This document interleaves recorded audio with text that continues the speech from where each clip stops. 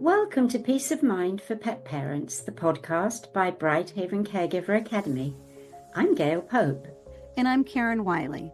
And together we're here to support you in navigating life with your aging or ill pets.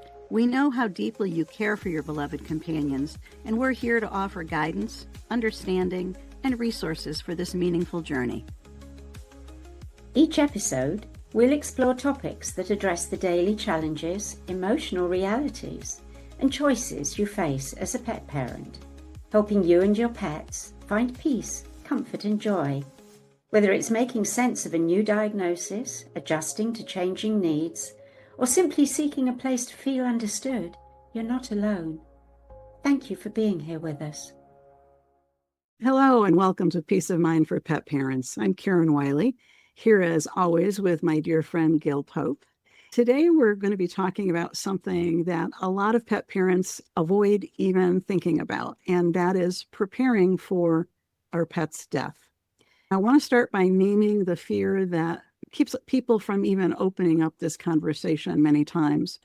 We worry that even if we even think about it or plan for it, that we're somehow giving up on our pet or even causing it to happen sooner. That fear is so common and so understandable, but it's simply not true. At BrightHaven, the way we see it, planning reduces fear. So today we're going to walk through a pet's death and preparing for their death looks like from a holistic perspective, physically, emotionally, spiritually, and practically, whether or feel you have many more months left with your pet or perhaps a much shorter time frame. So Gail, as always, I'm going to turn to you first and ask, in your years at BrightHaven and supporting other pet parents, what have you seen happen both for the animal and the caregiver when a family does take time to prepare versus when everything happens when you're in crisis mode?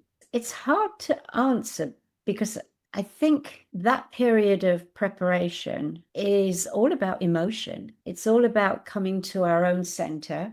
It's about acceptance. I don't think we can prepare in any real way until we actually accept the transition is approaching. We learn how to, I was going to say let go of fear, but I don't think we ever quite let it go. But we learn how to keep it in balance. We learn to focus on not only the practical things, which may be different each time, but to focus on the relationship between us, our other human and animal loved ones, and the animal who's dying, or person. It's all about teamwork, isn't it? It's pulling everything together so that we don't fall apart in the middle. We're all part of a team and we're all being, and I think being maybe is the appropriate word there.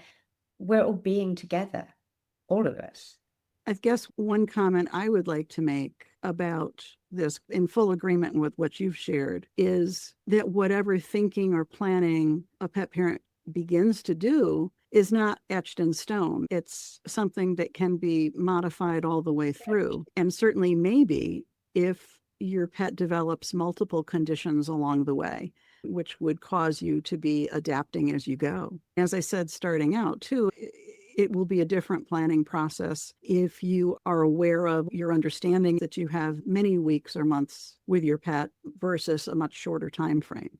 Yeah. And sometimes the difficult part is you actually don't know. Sometimes we can guess, we have an idea. I was going to say if we're used to the process, but I don't, however many times you do it, I don't think we ever get quite used to the process of dying. Again, it's baby steps on so many levels. Thing that could be approaching maybe in 6 months' time, then after the initial shock of understanding that is in the future, then it becomes more practical as an issue. Yes. How do I prepare practically? What do I need? Have I got a shopping list? Do I need to buy things? Right. If you've got an animal that's becoming slowly immobile, that's a big project. That's a big project. Actually, that's exactly the first area I wanted us to address, and that's the physical side.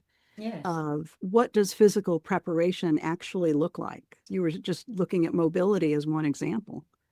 Exactly, and size of the animal. If you've got a large 100-pound dog who is struggling to walk, that's huge. You may have any size dog that isn't actually struggling to walk, but could use a little help. So now you're looking into the area of wheelchairs and different aids to assist in walking. Then as they start to decline, that in itself will change. There will come a point where they're not strong enough to use a wheelchair. Then maybe you're looking at a stroller to take them for a walk. Cats and dogs alike, and humans too. And humans too. Because fresh air and sunshine is important even when you are immobile. So preparing a beautiful bed for them to lie on is great, but you've also got to think beyond that. They've got to have a life. It's about living and not just lying down to die, right? Absolutely. Absolutely. We have talked at times about a comfort kit. We could begin gathering ahead of time things that we might want in it so that it's not a big scramble later on.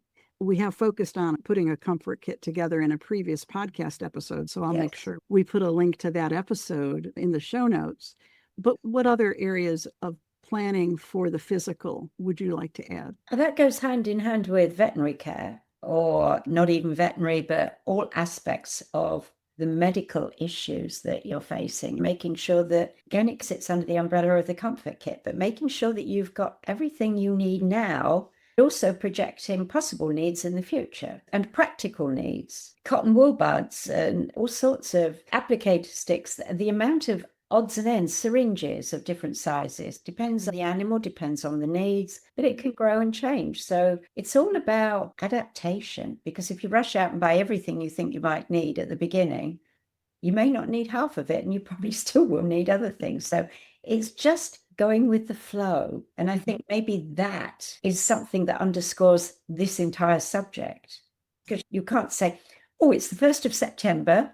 We've got until the end of January, and so here's what we're going to do, because you don't know. As the days go by, things will change. So it really is about thinking ahead, planning ahead, but understanding that it's not set in stone. Things can change. Would you see talking with your vet about pain management or symptom management as something to do early on? Definitely. I think earlier in the conversation, see, it's difficult because we have two topics here. We've got an animal who's maybe had a terminal diagnosis. So your focus is clearly on end of life and what you might need to do to prepare. But it may not be that. It may be an illness from which they will most likely recover. So that conversation with the vet will need to be structured on either. If it's to do with an animal approaching the end of life, then obviously education comes first. They need to be prepared to make a choice as the end comes, the choice for allowing the animal to die naturally, or the choice to choose euthanasia. So they need to be prepared for what they may face as they approach those end choices. Pain medication is obviously something that they may have already, depending on the illness, but that medication may not be appropriate further down the road towards the actual end of life, because at that point they would need a different medication that wouldn't necessarily require a swallowing process. So I think having a veterinarian who understands how things may change, who is willing to contribute the right medications to the comfort care box or boxes, or cupboard. Or cupboard or whole room, as you used to have. I've seen the pictures. I guess once the physical environment feels supported, then there's the emotional side, of course, for the pet, but probably mostly for us. So this is the part that nobody really warns you about, the grief that starts before the physical death. It's called anticipatory grief, and it's real grief, even though your pet is still right there with you. So Gail, how do you talk to families about the emotions that come up during this time? And how do you help them feel less alone during it? By being there for them through the journey is the important part. Knowing you have someone to talk to who understands. It may be a friend, it may be a neighbor, it may be a family member, but I think it's important that we all have someone we can share our feelings with during that journey. I was asking you about anticipatory grief and how you talk with families about the emotions that start to come up during this time while your pet is still with you before the physical loss of them, and how you help them feel less alone. One thing I've thought about with you is that in the last few weeks, you had a consultation that was with the wife in the marriage. And then when you were almost done, you said that the husband became involved. He was so relieved and so happy that his wife was being supported by you in the conversation because he was off camera for a while and then he was part of it, that it was very supportive. You were able to be supportive of both of them. That's lovely when the whole family sometimes get involved. Most often it's like the principal caregiver, generally the lady of the family, but sometimes it's not. I think anticipatory grief is a really big subject because it's something that's talked about professionally a lot. However, I know for myself, I hadn't realized I was grieving before the animal died. I was in pain. I was worrying about every single minute of every day with them. But it hadn't occurred to me that after they passed, I think I've told this story before, but I have to tell it again because it really struck me as being important for me. That was when one day a cat, I think it was Bobby, died at the weekend, maybe on Sunday. And on Monday, a regular volunteer, came to BrightHaven. And she stopped and said, "I'm so sorry. I read the news, blah, blah, blah." She said, "I wonder if I might ask you a question." I said, "Yes, of course." She said, "He died yesterday, and here you are vacuuming, doing the laundry, scooping litter boxes, listening to the radio, and you don't seem to be grieving. I expected to find you in floods of tears." And I said, "Oh, the tears are still there. But wow, I didn't know what to say." It was only when I'd taken the time to think through, I realized that I was actually in process of beginning to celebrate his life rather than grieve. So then I realized I grieved with him before he passed. And that was a very different feeling than falling apart in grief after the death. We grieved together before he left. I think that possibly is one of the most important parts, is to share the journey with your loved ones who are dying, rather than talking to them as though it's not happening. Or are you feeling a bit better today? Or expecting the atmosphere to be bright and cheery every day, rather than just sitting and being with them, asking how they feel in a different way, discussing with them that their physical selves aren't going to be with you. You're not going to be together in the same way in the future. Let's face it, our animals speak our language. We don't speak theirs so well. And so, we just take it for granted, but they understand us. But we need to actually talk with them, listen to how they're responding at that deeper level. What you're describing for me is the gift of time that hospice care provides us when we do know that our pet has something physically going on that is going to bring about their physical death earlier than we ever wanted or hoped. It's time to say everything you want to say, just like we would say with a person. Make sure you say everything you want to say to them before they leave. It's the same with our pets, because with anticipatory grief, the losses along the way are little ones, but they're very significant. I'm thinking of common ones for me with my cats would be realizing that someone wasn't jumping up to the highest shelf on the cat tree anymore. It's like when you notice that, it's, oh, that's where they always used to love to be. And now suddenly they're choosing one of those shelves a couple down that are easier to get to. They're still choosing to be on the cat tree, but it's different. Those observations that you make tug at your heart a little bit at a time, all the way through. So it hurts a little bit at a time, but it helps later on too, because it does bring their potential loss, I think, higher in your consciousness. You do want to make every moment count and say what needs to be said and spend more time with them in different ways than perhaps you did. So your gratitude, the memories, whatever you want to share with your pet is so important. That also is true for humans. In my case, I must say that since I had my 80th birthday, my family and friends have these conversations with me more now. They haven't ever before, but now it's like they realize that I'm an old girl and it is this time of life and that life doesn't go on forever. So there's a lot more thought and planning. Maybe it's because we've been in the world of dying and death for a long time and people feel more comfortable to talk to me about it rather than go, "Oh my God, she's so old." Most of them probably had no idea what your age was until we published it for your 80th birthday. Then it was like, really? She's 80? She's 80? No. Yeah, wait till I get to 100. There you go. Think what we'll be doing then. Okay. Now that we've looked at the physical and the emotional, let's turn our attention a little bit here to the spiritual. It's not that you as a caregiver needs to identify as a spiritual or religious person. You can think of it more as just finding meaning from the experience that you're having with your pet. What could help you feel a sense of peace or presence at this time? Gail, there's a practical side even to the spiritual aspects of care in preparation for a pet's death, because what does sacred space look like in preparing, in practice for a pet? I mean, there's all sorts of answers to that, because there's your own personal internal sacred space. And then there's the sacred space that you prepare in your mind for how you're going to honor their body when they've left it. That actually takes me back full circle to the beginning, where you're preparing your own mind and thinking about the spiritual aspects of farewell and transition.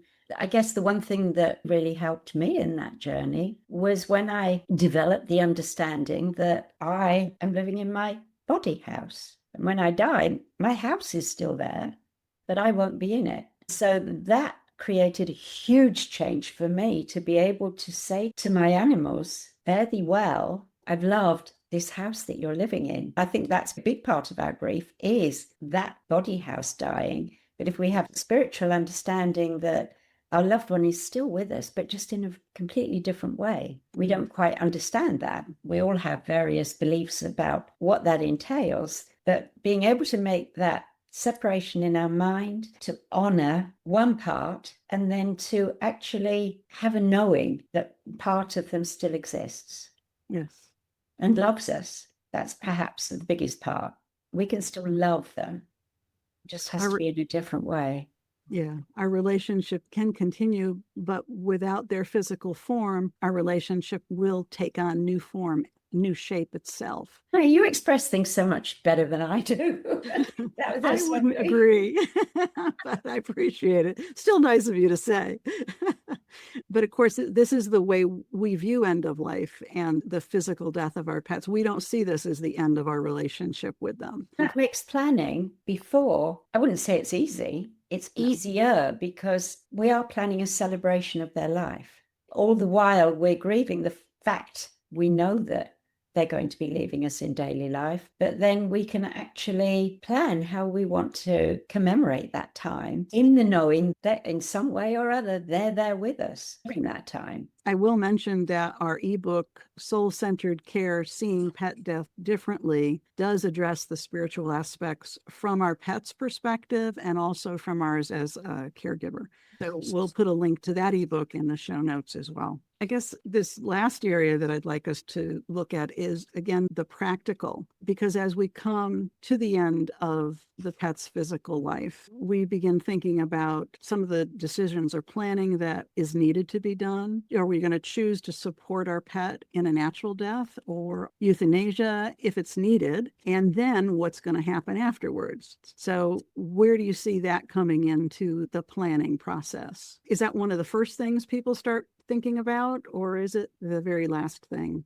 Generally, it's the last. However, it should be the first, or at least in the middle, if you like. The one thing that I always suggest, especially if there's not a decision about how the person wants the life to end, is that they plan ahead by obviously learning more about the dying process, but making contact with preferably an at-home euthanasia vet, having a word with them, making sure they feel comfortable, and then putting their telephone number on their fridge. So if they do make that decision, it will be easy to just go, okay, I already spoke to that person. I know what she sounds or he sounds like. Here's the phone number, and I can call and discuss making an appointment with them. That's one thing you can take off the table. You know you've planned for it. That is definitely one of the better things to do while your logical self is reviewing web pages and identifying who's close to you and beginning to check things out. You really do not want to have to be going through that process emotionally when you're in the midst of your pet inactive dying. That's just making the whole process worse for you.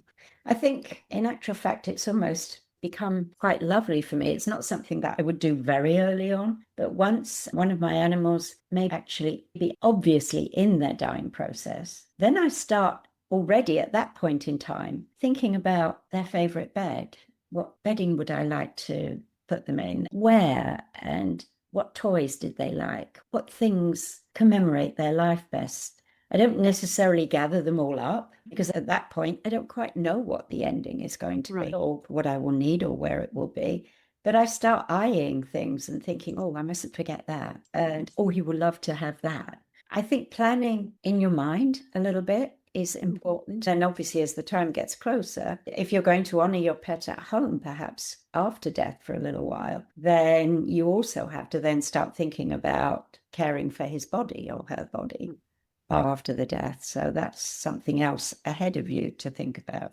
And it is, especially once you're deciding if you do choose euthanasia, you have less control over the time factor after the procedure. Certainly, if you're at home and you're using the services of a mobile vet, they're still going to try to give you a few minutes to be with your pet alone. Obviously, lots of people know that we do a 3-day process approximately, sometimes more, sometimes less. I'm also finding that people are telling me that they will call their euthanasia vet, who will come, spend beautiful time with them. Then they will leave the body with them for as long as they wish and collect the body in 2 or 3 days or whenever needed. They will take the body as and when they want to back to that vet or to a local veterinarian, then going to the crematorium, or they will just take them to the chosen crematorium when they want to.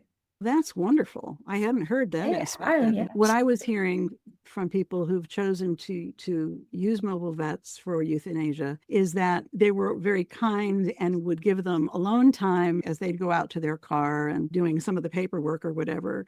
But the pet parent would be feeling like, oh, we're holding them up. We relinquished the bodies. It wasn't necessarily that the vet was pressuring them from a time perspective, but the pet parent was feeling it. As you're saying, you can begin thinking about what you would like after your pet has physically died.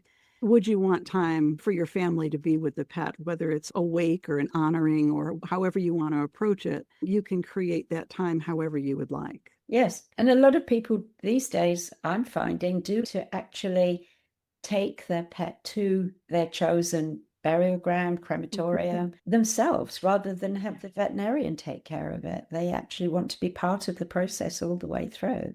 So it varies, and I think that's lovely. It's lovely that the veterinary community is starting to really open up to all the different ways for a life to end, as it were, and how to honor it. I think it's lovely. As you say, until fairly recently, it was the accepted thing that the veterinarian would take the body with them. And that was heartbreaking. A lot of people still will go that route because they haven't reached a place of a different understanding, and it's perfectly comfortable. And this brings up, once again, one of the benefits of planning is that you can think ahead, learn what your options are, feel into the ones that feel most like you and your family and right for your pet. If you're not doing any planning, you'll basically be making decisions on the fly with whoever you can find quickly and not understanding your options. So again, it does help to plan.